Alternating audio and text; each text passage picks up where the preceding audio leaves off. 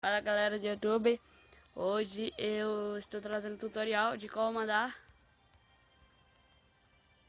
Nollie Hard Flip. Então, para você mandar o Nollie Hard Flip, você vai ter que saber o Nollie Flip e o Nollie Shoved.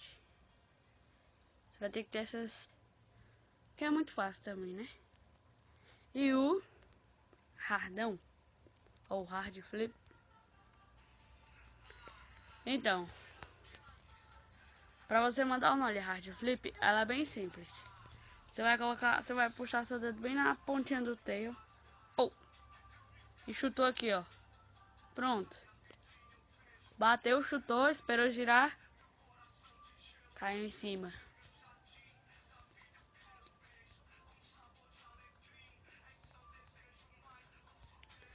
Você vai aprimorando ela, deixando ela alta, fazendo variações, mandando em borda, essas coisas.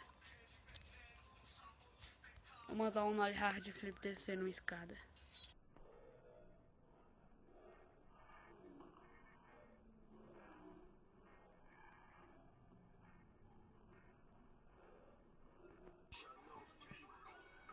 Uou!